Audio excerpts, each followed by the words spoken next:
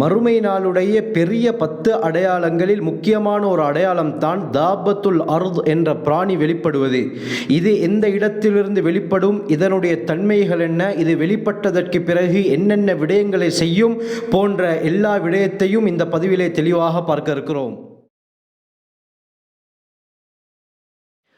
அல்ஹம்துலில்லாஹி ரப்பில் ஆலமீன், அஸ்ஸலாத்து வஸ்ஸலாமு அலா ரசூலில்லாஹி அம்மா பஅத். கண்ணியத்திற்குரிய இறைவனின் நல்லடியார்களே, அல்லாஹுவின் சாந்தியும் சமாதானமும் என்றென்றும் உங்கள் மீது உண்டாவதாக. கண்ணியமானவர்களே, தொடர்ச்சியாக மறுமை நாளுடைய பல அடையாளங்களை நாங்கள் தெளிவாக பார்த்து கொண்டு வருகிறோம்.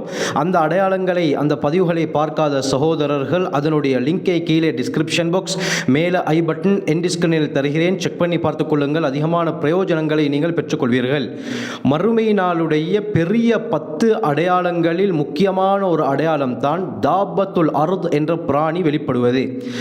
பலர் இந்த தாபத்துல் அர்தை பற்றி பேசுங்கள் என்று கேட்டுக்கொண்டார்கள். அவர்களுடைய வேண்டுகோளுக்கிணங்க இன்றைய பதிவிலே இந்த தாபத்துல் அர்த் என்ற பிராணியை பற்றி ஹதீஸ்களிலே, குர்ஆன் ஹதீஸிலே வந்த விடயங்களை பற்றி தெளிவாக பார்ப்போம். கண்ணியமானவர்களே, சஹீஹ் முஸ்லிமுடைய ரிவாயத் வருகிறது. ஹுதைஃபத் இப்னு அஸீத் அல் கிஃபாரி ரலியல்லாஹு அன்ஹு அவர்களுடைய ரிவாயத், ஸல்லல்லாஹு அலைஹி வஸல்லம் சொன்னார்கள், மறுமையுடைய நாள் 10 அடையாளங்களை நீங்கள் காணும் வரை நிகழ மாட்டாது என்று ஸல்லல்லாஹு அலைஹி வஸல்லம் சொன்னார்கள். அந்த மறுமை நாள் நிகழ்வதற்கு முன்னால் உலகத்திலே பெரும் 10 அடையாளங்கள் நடக்கும். அதில் ஒன்று தான் தாப்பா என்று கூறினார்கள். தாபத்துல் அர்த் என்ற பிராணி வெளிப்படுவது மறுமை நாளுடைய மிகப்பெரிய அடையாளம். அல்லாஹ் சுப்ஹானஹு வ தஆலா இந்த தாபத்துல் அர்த் பிராணியை பற்றி குர்ஆனிலே ஒரு இடத்திலே கூறியிருக்கிறான், தெளிவாக சொல்லியிருக்கிறான். சூரா நம்ல் அத்தியாயம் 27 வசனம் 82 அல்லாஹ் கூறும் பொழுது, வைதா வகஅல் கௌலு அலைஹிம் அக்ரஜ்னா லஹும் தாப்பத்தம் மினல் அர்தி துகல்லிமுஹும் அன்னன் நாஸ கானூ பிஆயாத்தினா லா யுகினூன். இந்த ஆயத்திலே தாபத்துல் அர்த் என்ற பிராணியை பற்றி அல்லாஹ் கூறுகிறான். நேரம் வரும் பொழுது அக்ரஜ்னா லஹும் தாப்பத்தம் மினல் அர்த், நாங்கள் தாபத்துல் அர்த் என்ற பிராணியை வெளிப்படுத்துவோம், அது மக்களிடத்திலே பேசும். அன்னன் நாஸ கானூ பிஆயாத்தினா லா யுகினூன், நிச்சயமாக மனிதர்கள் கானூ பிஆயாத்தினா, எங்களுடைய அத்தாட்சிகளை நம்பாதவர்களாக, உறுதி கொள்ளாதவர்களாக இருந்தார்கள் என்று அந்த பிராணி பேசும், மக்களுடன் உரையாடும் என்பதாக அல்லாஹ் சுப்ஹானஹு வ தஆலா தெளிவாக இந்த பிராணியை பற்றி குர்ஆனிலே குறிப்பிடுகிறான். அருமையானவர்களே, ரசூலுல்லாஹி ஸல்லல்லாஹு அலைஹி வஸல்லம் அவர்கள் ஏராளமான ஹதீஸ்களில் இந்த தாபத்துல் அர்தை பற்றி கூறியிருக்கிறார்கள்.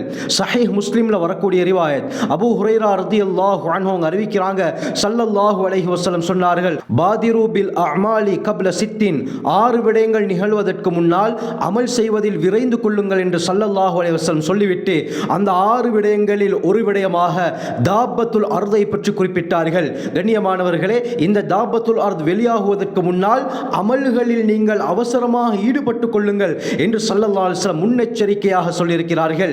இந்த தாபத்துல் அர்த் என்ற பிராணி எந்த இடத்திலிருந்து வெளியாகும் என்று பார்த்தால் உலமாக்கள் 3 கருத்துக்களை சொல்கிறார்கள். முதலாவது, சஃபா என்ற மலை கடியில் தான் இந்த பிராணி இருக்கிறது. அது வெளியாகக்கூடிய நேரத்திலே அல்லாஹ் சுப்ஹானஹு வ தஆலா சஃபா மலையை பிளக்கச் செய்து அங்கிருந்து இந்த பிராணியை வெளிப்படுத்துவான். இரண்டாவது ஒரு கருத்து சொல்லப்படுகிறது, காபத்துல்லாவுடைய அடித்தளத்திலிருந்து இந்த பிராணி வெளியாகும். மூன்றாவது ஒரு கருத்து, பாலைவனத்தில் இருந்து வெளியாகும் என்பதாக உலமாக்கள், மார்க்க அறிஞர்கள் கூறுகிறார்கள். மேலே சொன்ன அந்த குர்ஆன் ஆயத்துக்கு கீழால் அல்லாமா ஹாஸின் ரஹ்மத்துல்லாஹி அலைஹ் தங்களுடைய தஃப்சீரிலே பல ரிவாயத்துகளை கொண்டு வருகிறார்கள். அப்துல்லா பின் அப்பாஸ் ரலியல்லாஹு அன்ஹு அவர்கள் ஒரு நாள் இஹ்ராம் ஆடையை அணிந்த நிலையில் சஃபா மலைக்கு பக்கமாக வந்து தங்களுடைய அசா, கைத்தடியை சஃபா மலையின் மீது அடித்து சொன்னார்கள், இன்ன தாப்பா ல தஸ்மஉ கர்ஆ அஸாய ஹாதிஹி, இந்த என்னுடைய கைத்தடியுடைய சப்தத்தை இந்த பூமி கடியில் இருக்கக்கூடிய தாபத்துல் அர்த் என்ற பிராணி இப்பொழுது கேட்டுக்கொண்டிருக்கிறது என்ற விடயத்தை சொன்னார்கள். கண்ணியமானவர்களே, அதனால அதிகமான ரிவாயத்துகளை பார்க்கும் பொழுது சஃபா என்ற மலை கடியில் தான் அல்லாஹ் சுப்ஹானஹு வ தஆலா இந்த தாபத்துல் அர்தை வைத்திருக்கிறான். அது நேரம் வரும் பொழுது அந்த இடத்திலிருந்து வெளியாகும் என்பது இந்த ரிவாயத்தின் மூலமாக தெரிய வருகிறது. அபூ ஹுரைரா ரலியல்லாஹு அன்ஹு அவர்களுடைய ரிவாயத்தையும் இமாம் ஹாஸின் ரஹ்மத்துல்லாஹி அலைஹி கொண்டு வராங்க. ஸல்லல்லாஹு அலைஹி வஸல்லம் சொன்னார்கள், பள்ளத்தாக்குகளில் மிகவும் மோசமானது அஜ்யாத் என்ற பள்ளத்தாக்கு, ஷஅபு அஜ்யாத் என்று ஸல்லல்லாஹு அலைஹி வஸல்லம் சொன்னார்கள். உடனே சஹாபாக்கள், லிமதாக்க யா ரசூலல்லாஹ், எதற்காக அஜ்யாதுடைய பள்ளத்தாக்கே மோசமானது என்று கூறுகிறீர்கள் என்று கேட்டதற்கு ஸல்லல்லாஹு அலைஹி வஸல்லம் சொன்னார்கள், இந்த பள்ளத்தாக்கில் இருந்து தான் தாபத்துல் அர்த் என்ற பிராணி வெளிப்படும். வெளியானதற்கு பிறகு கடினமாக 3 முறை அது சப்தமிடும். இந்த பள்ளத்தாக்கு பகுதிகளில் இருக்கக்கூடிய மக்கள் அதனுடைய சப்தத்தை கேட்பார்கள் என்று ஸல்லல்லாஹு அலைஹி வஸல்லம் சொன்னார்கள். அஜ்யாத் என்பது தற்பொழுது மஸ்ஜிதுல் ஹராமுக்கு பக்கத்தில் இருக்கக்கூடிய ஒரு பள்ளத்தாக்கு. கண்ணியமானவர்களே, அஜ்யாத் என்ற இடத்தில் தான் ஆரம்பத்தில் சிறு வயதில் ரசூலுல்லாஹி ஸல்லல்லாஹு அலைஹி வஸல்லம் ஆடுகளை மேய்த்திருக்கிறார்கள். இமாம் ஸஅலபி ரஹ்மத்துல்லாஹி அலைஹி தங்களுடைய கிதாபிலே பதிவு செய்திருக்கிறார்கள். ஹுதைஃபத் இப்னு யமான் ரலியல்லாஹு அன்ஹு அறிவிக்கிறாங்க, ஒரு தடவை ரசூலுல்லாஹி ஸல்லல்லாஹு அலைஹி வஸல்லம் அவர்கள் தாபத்துல் அர்த் என்ற பிராணியை பற்றி குறிப்பிட்டார்கள். நான் மின் ஐன தக்ருஜு யா ரசூலல்லாஹ், அல்லாஹ்வின் தூதரே, இந்த தாபத்துல் அர்த் என்ற மிருகம் எங்கிருந்து வெளியாகும் என்று கேட்டதற்கு ஸல்லல்லாஹு அலைஹி வஸல்லம் சொன்னார்கள், சஃபா என்ற மலையில் இருந்து தான் இது வெளிப்படும். சஃபா மலை பிளக்கும், அதிலிருந்து இது வெளியாகும் பொழுது முதலாவதாக இதனுடைய தலைத்தான் வெளிப்படும் என்று ஸல்லல்லாஹு அலைஹி வஸல்லம் அவர்கள் சொன்னார்கள். தொடர்ந்து ஸல்லல்லாஹு அலைஹி வஸல்லம் சொன்னார்கள், எந்த மனிதரையும் இந்த தாபத்துல் அர்த் விட்டு வைக்காது. எல்லா மனிதர்களையும் இது அடையாளப்படுத்தும். முஃமின் யார், இறை விசுவாசி யார், நிராகரிப்பாளர் யார் என்பதாக இந்த மிருகம் அடையாளப்படுத்தும் என்று ஸல்லல்லாஹு அலைஹி வஸல்லம் சொல்லிவிட்டு சொன்னார்கள், ஃபஅம்மல் முஃமின், இறை விசுவாசி முஃமினாக இருந்தால் அவனுடைய முகத்திலே பிரகாசம் இருக்கும். அவனுடைய 2 கண்களுக்கு மத்தியிலே முஃமின் என்பதாக இந்த பிராணி எழுதும் என்பதாக ஸல்லல்லாஹு அலைஹி வஸல்லம் சொன்னார்கள்.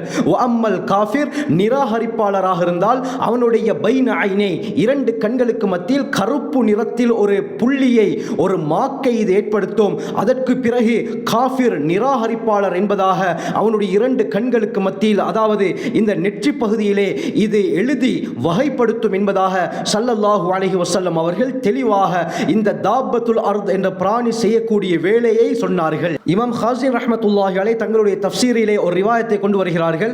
அபூ ஹுரைரா ரலியல்லாஹு அன்ஹு அறிவிக்கிறாங்க, ஸல்லல்லாஹு அலைஹி வஸல்லம் சொன்னார்கள், தக்ருஜு தாப்பா வ மஅஹா ஹாத்தமு சுலைமான் வ ஆஸா மூசா. இந்த தாபத்துல் அர்த் பிராணி வெளிப்படும் பொழுது அதனுடன் மூசா அலைஹிஸ்ஸலாம் அவர்களுடைய கைத்தடி அசாவும் சுலைமான் அலைஹிஸ்ஸலாம் அவர்களுடைய மோதிரமும் இருக்கும். முஃமின்களுக்கு ஹஜ்ரத் மூசா அலைஹிஸ்ஸலாம் அவர்களுடைய அசாவின் மூலமாக அடையாளப்படுத்தும். இதன் காரணமாக இறை விசுவாசி முஃமினுடைய முகம் பிரகாசிக்க ஆரம்பிக்கும். நிராகரிப்பாளருக்கு ஹஜ்ரத் சுலைமான் அலைஹிஸ்ஸலாம் அவர்களுடைய மோதிரத்தால் முத்திரை இடும். இதன் காரணமாக முஃமின்கள் யார், காஃபிர்கள் யார் என்பதை விளங்கிக் கொள்ளலாம் என்ற விடயத்தை ரசூலுல்லாஹி ஸல்லல்லாஹு அலைஹி வஸல்லம் அவர்கள் ஹதீஸின் மூலமாக தெளிவாக சொல்லியிருக்கிறார்கள். முஸ்னத் அஹ்மத்ல வரக்கூடிய ரிவாயத், அபூ உமாமா ரலியல்லாஹு அன்ஹு அறிவிக்கிறாங்க, ஸல்லல்லாஹு அலைஹி வஸல்லம் சொன்னார்கள், தக்ருஜு தாப்பா, இந்த பிராணி வெளிப்படும், தஸிமுன் நாஸ அலா ஹராத்திமிஹிம், மக்களை அவர்களுடைய மூக்குகளின் மீது அடையாளமிடும் என்று ஸல்லல்லாஹு அலைஹி வஸல்லம் சொன்னார்கள்.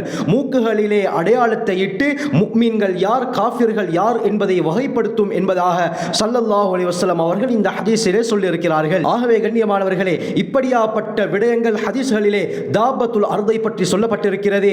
இது நிச்சயமாக வெளிப்படும். நல்லவர்கள் யார், இறை விசுவாசிகள் யார், கெட்டவர்கள் யார், நிராகரிப்பாளர்கள் யார் என்பதை இது வகைப்படுத்தும் என்று ஸல்லல்லாஹு அலைஹி வஸல்லம் சொல்லியிருக்கிறார்கள். ஆனால் இது எத்தனையாவது அடையாளமாக வரும் என்று எந்த ஹதீஸ்களிலும் தெளிவாக குறிப்பிடப்படவில்லை. ஆனால் இந்த 10 அடையாளங்களில் ஒன்றாக இது நிச்சயம் நிகழும். அல்லாஹ் சுப்ஹானஹு வ தஆலா அவன் நாடிய நேரத்திலே இந்த பிராணியை வெளிப்படுத்தி நல்லவர்கள் கெட்டவர்கள் யார் என்பதை அல்லாஹ் வித்தியாசப்படுத்துவான். அல்லாஹ் சுப்ஹானஹு வ தஆலா அவனை நம்பக்கூடிய முஃமின்களுடைய கூட்டத்திலே எம்மையும் எம்முடைய குழந்தைகளையும் எம்முடைய குடும்பத்தாரையும் பூரா முஸ்லிம்களையும் அல்லாஹ் ஆக்கியருள்வானாக. ஜஸாக்குமுல்லாஹு கைர். வாஹிரு தஅவானா அல்ஹம்துலில்லாஹி ரப்பில் ஆலமீன்.